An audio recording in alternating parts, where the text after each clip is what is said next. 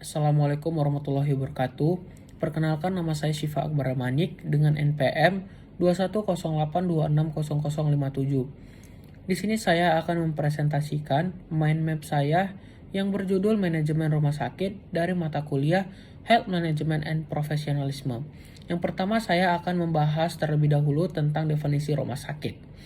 Itu dia fasilitas pelayanan kesehatan yang menyelenggarakan pelayanan kesehatan perseorangan secara paripurna melalui pelayanan promotif, preventif, kuratif, rehabilitatif, dan juga paliatif.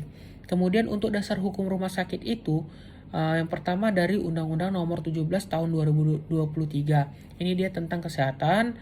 Kemudian dari Peraturan Pemerintah Nomor 47 Tahun 2021. Ini dia tentang penyelenggaraan bidang perumahasakitan. Kemudian dia ada dari Kemenkes Nomor 129 Tahun 2008. Ini dia tentang standar pelayanan minimal rumah sakit. Kemudian dia ada dari Permenkes Nomor 3 Tahun 2020. Ini tentang klasifikasi dan juga perizinan rumah sakit. Selanjutnya saya akan membahas tentang struktur rumah sakit. Yang pertama itu dia ada bangunan dan prasarana. Dia mencakup ruang rawat jalan, ruang rawat inap, ruang gawat darurat, ruang operasi, ruang radiologi, ruang laboratorium, ruang farmasi, ruang pendidikan dan pelatihan, ruang administrasi, ibadah, penyuluhan, dan juga ruang tunggu. Baru selanjutnya dia ada ruang dapur, laundry, kamar jenazah, instalasi air, gas medik, listrik, limbah, dan juga yang terakhir dia ada sistem informasi dan komunikasi. Kemudian yang kedua dia ada instalasi pendukung. Itu dia ada pencegahan dan penanggulangan kebakaran, standar evakuasi darurat, ambulans, dan juga tata udara. Kemudian saya akan melanjut ke materi berikutnya lagi. Saya akan membahas tentang klasifikasi rumah sakit. Yang pertama itu dia berdasarkan pengelolaannya dulu.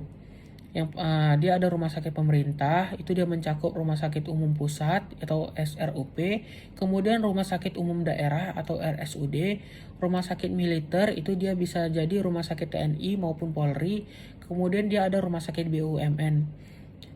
Baru ada dia rumah sakit swasta. Ini dia milik yayasan, organisasi keagamaan maupun perorangan. Kemudian yang kedua saya akan membahas tentang berdasarkan jenis pelayanan dan jenjang rujukannya itu.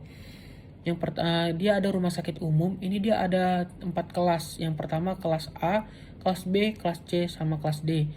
Kemudian rumah sakit khusus, dia ini kelasnya kelas A, B, sama C. Kemudian yang ketiga dia ada berdasarkan pendidikan.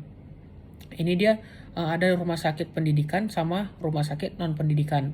Kemudian yang keempat dia ada berdasarkan regulasi baru.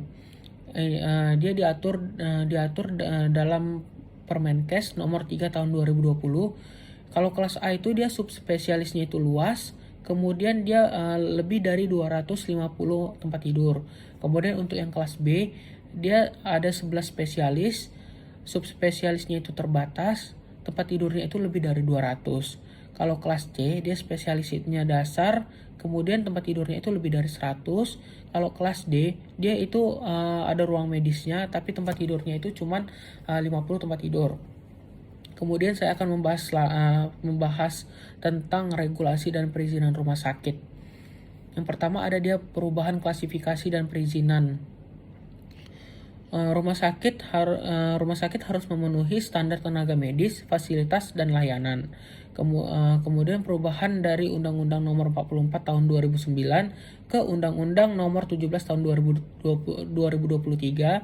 Kemudian akreditasi sebagai syarat operasional. Selanjutnya saya akan membahas tentang manajemen rumah sakit.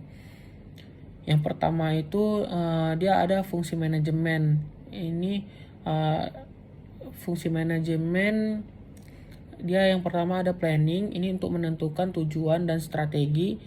Kemudian yang kedua ada organizing, itu dia untuk menata sumber daya manusia, keuangan, dan juga fasilitas. Kemudian yang ketiga ada leading, ini dia mendorong kinerja organisasi. Kemudian yang keempat dia ada controlling, ini dia mengevaluasi dan juga memberikan perbaikan. Kemudian saya akan membahas tentang tata kelola rumah sakit. Yang pertama itu dia ada tata kelola organisasi. good corporate governance. Itu prinsipnya itu dia ada transparansi, akuntabilitas, independensi, responsibilitas, sama kesetaraan. Baru yang kedua dia ada tata kelola klinis atau good clinic governance. Ini komponennya itu dia ada kepemimpinan klinik, audit klinik, manajemen risiko berbasis bukti, pengelolaan data klinis, sama akreditasi rumah sakit. Selanjutnya saya akan membahas tentang konsep manajemen rumah sakit. Yang pertama dia ada man atau man ini sumber daya manusianya, kemudian ada money dia keuangan, material itu dia ada sarana dan prasarana, baru ada machine ini dia teknologi, sama method ini prosedur, kemudian ada information ini dia bagian informasinya, sistem informasi.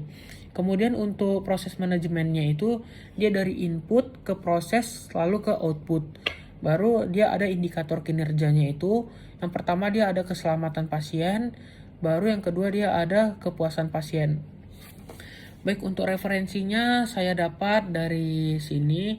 Untuk buku dan jurnal saya dapat dari Rakih J. Dandar K Hospital, Organization and Management, dan juga Sabar Guna BS Kompetensi Manajemen Rumah Sakit. Kemudian untuk sumber regulasinya saya dapat dari Undang-Undang Nomor 17 Tahun 2023, kemudian dari Peraturan Pemerintah Nomor 47 Tahun 2021, sama dari Permenkes Nomor 3 Tahun 2020. Baik, sekian presentasi dari saya. Mohon maaf bila ada kesalahan kata yang saya perbuat. Saya ucapkan sekian dan terima kasih. Wassalamualaikum warahmatullahi wabarakatuh.